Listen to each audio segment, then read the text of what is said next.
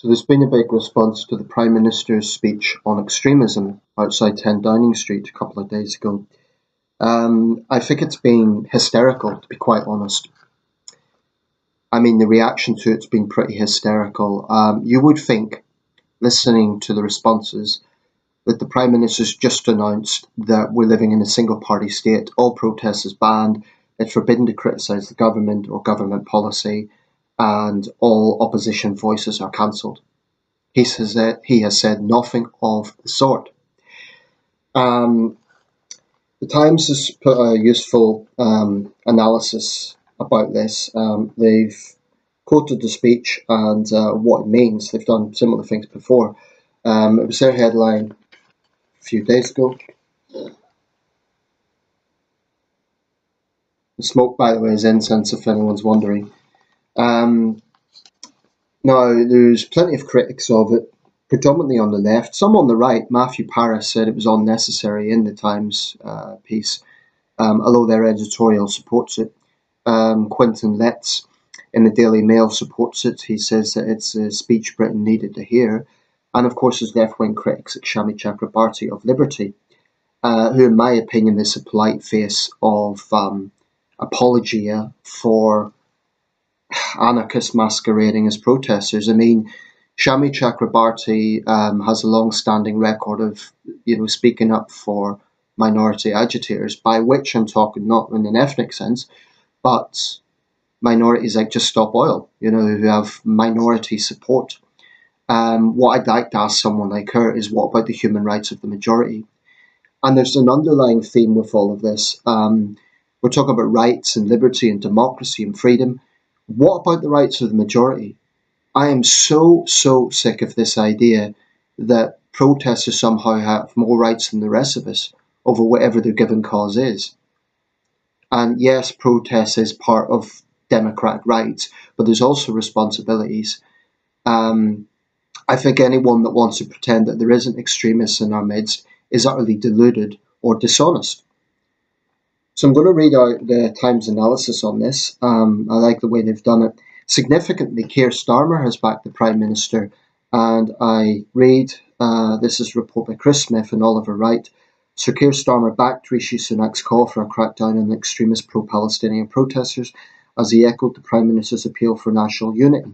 The Labour leader criticised unacceptable and intimidatory behaviour after the Prime Minister used an address in Downing Street to call on the police to get tougher on extremist and aggressive activists. Now, bear in mind, this has included people going outside MPs' homes, where their families live, and acting in a very intimidating way. I think someone's home should be off bounds. I think that's crossing a line, even if they claim that they're peaceful. But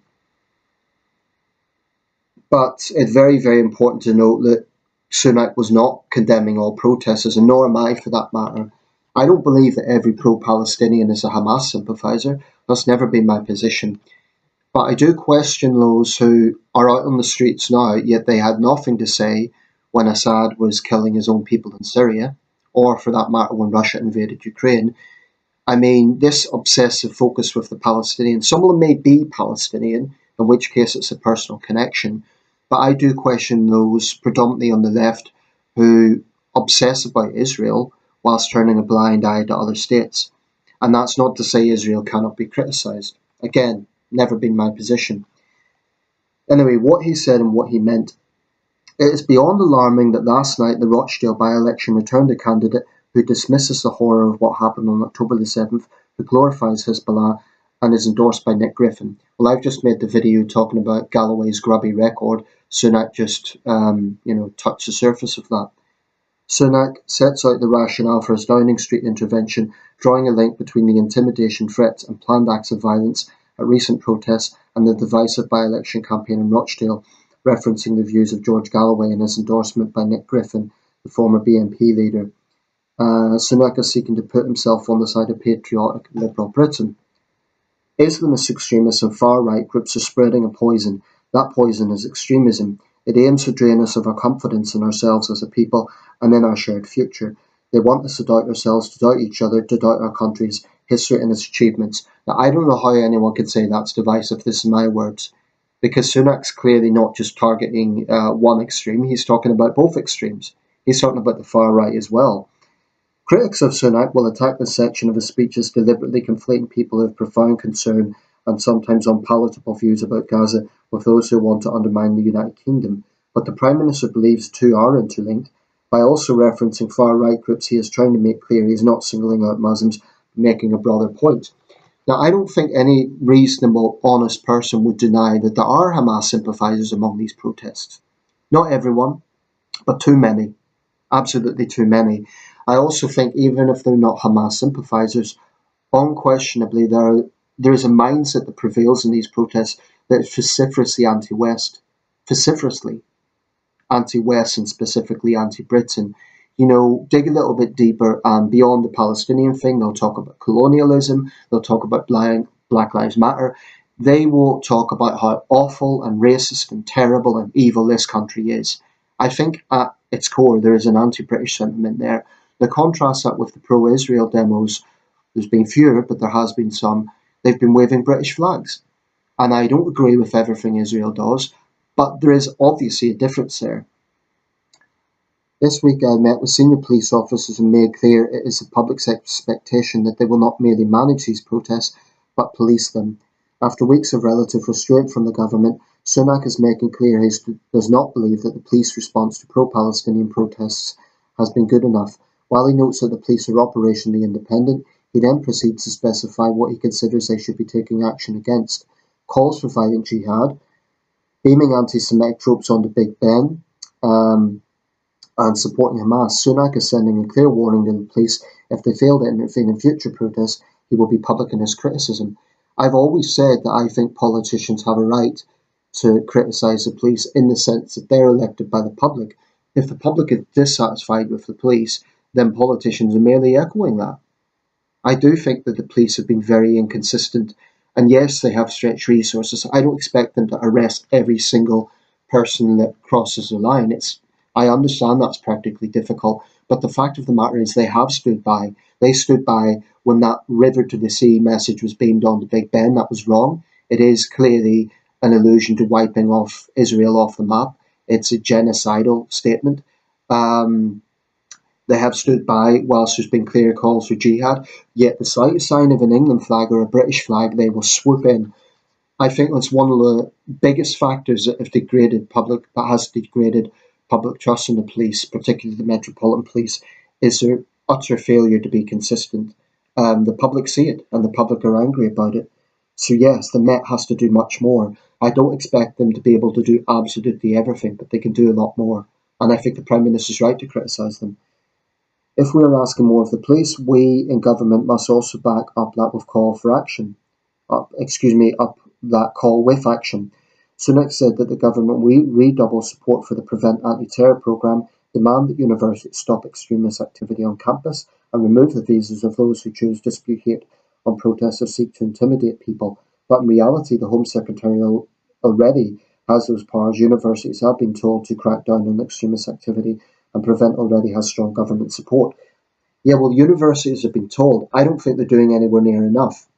We have seen, this isn't just about the Israel-Gaza thing, we have seen Chinese nationalist students bullying and threatening Hong Kong peers in recent years. And only a few days ago at the University of Manchester, pro-life activists were visibly threatened and harassed and harangued. One young woman was basically threatened with rape because they're pro-life campaigners. Now, whatever you think of that issue, it's an emotive issue. That was an absolute disgrace. And that is mob rule. Absolutely. In recent weeks and months, we have seen a shocking increase in extremist disruption and criminality. Jewish children fearful to wear their school uniform lest it reveal their identity. Muslim women abused in the street for the actions of a terrorist group they have no connection with. So all those spouting out that the Prime Minister is Islamophobic, he has clearly condemned anti-Muslim hostility as well. But they're selectively choosing not to hear that. Sunak is deliberately making it clear that the Jewish community have not been the only victims of serious increase in hostility and racist assaults since the Gaza attacks. Figures from both the Jewish Community Security Trust and Tel Mama, a group that records racist incidents against the Muslim community, Both tell a similar depressing story that the conflict in the Middle East is affecting both communities. Now, I don't know why people have a problem with the concept of anti-Muslim bigotry. They insist he must say Islamophobia, but surely anti-Muslim bigotry, like I say, I have a bit of a cold, anti-Muslim bigotry covers what that is. It's anti-Muslim bigotry. And the Prime Minister is clearly condemning it, so it's grotesque to claim that he's somehow Islamophobic when he's clearly calling that out. And I want to speak directly to those who choose to continue to protest. Don't let the extremists hijack your marches. Sunak appears to be issuing an explicit warning to the groups behind the protests act now or face the consequences. He says that they have the coming weeks to prove themselves. Ministers are looking at broadening the definition of extremism, ensuring that those with extremist views are rooted out of public life and are denied funding or association with the government. Right, I'm going to stick my neck out a bit here and say I actually think the Prime Minister speaks for the silent majority. I might be wrong about that. I know Sunak has plenty of critics, but I really think what we are seeing here is a situation where the loudest voices are the ones most heard, but do not represent the majority. Now, what wasn't mentioned in the Times analysis is Sunak clearly said there is a right to protest. He's clearly stated this, as have his ministers time and time again. Time and time again. But what we've seen in recent years is this extremely entitled mentality from protesters, so-called protesters, whether they be Just Stop Oil or pro-Palestinians and others, who think that the right to protest gives them a right to do basically what they want. And I'm sick and tired of this mentality that they have more rights than the majority. It's not just the inconvenience of people trying to get home or trying to get to work. It's this mentality that the loudest voice is the only one that matters.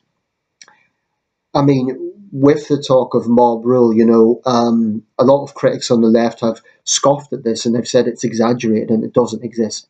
What's their answer to what happened at the University of Manchester, which was covered on GB News? A young woman threatened with rape simply because she is on the pro-life side of things. I mean, that's mob rule. When you have a group of pro-Palestinians gathering outside an MP's home to try and intimidate him, that is mob rule. If it isn't, then what is it? Um, and yes, I get that there is very strong emotions going on here because a lot of civilians have died. I think actually there should be more. I think the British government should join French and German and other European governments in being more vocal in condemning Israel's excesses. I do believe that. So no one can say that I'm just blindly supportive of Israel because I'm not.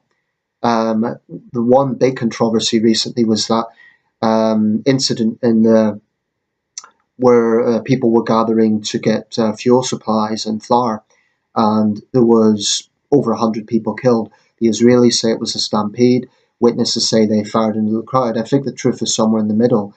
I do not entirely believe the IDF that they simply fired in the air. I think there probably was people shot, but I also think people died in the stampede. Regardless, it's a dire humanitarian situation, and Israel should not be impending people getting access to food and fuel.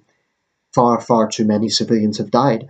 I still say, though, that those who are, talking about their concern for Palestinian lives, a lot of the same people support George Galloway, who directly supports the murder of Ukrainian children. Spare me your hypocrisies. Galloway supports Assad. Assad's killed Syrian civilians. I'm sick and tired of the hypocrisy of the left in this sense. But I think there's something at core here. It's the point about a minority not having all the rights. Okay, I've heard people say there's millions at these protests. That's a gross exaggeration. The biggest ones probably get, at most, I would say tens of thousands. Certainly not millions. Um, and yes, there's very strong views. I get that. I support the right for people to criticize Israel. I'll always support that right. But I do think, unquestionably, there are Hamas supporters among them. I think that's grotesque. I think they should be arrested.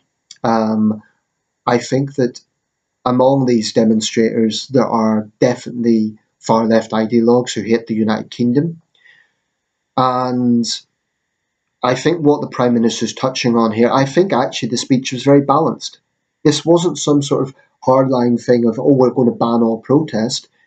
Sunak was clearly balancing his speech. I don't know how people can't see that.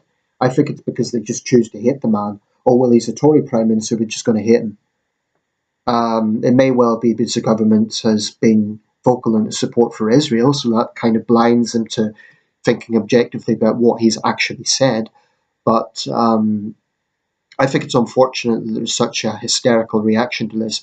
I mean, on Instagram, on Facebook, on the videos about this, I'm going to put the full video of Sunak's speech. I honestly think it was a good speech, and I think it was a needed speech.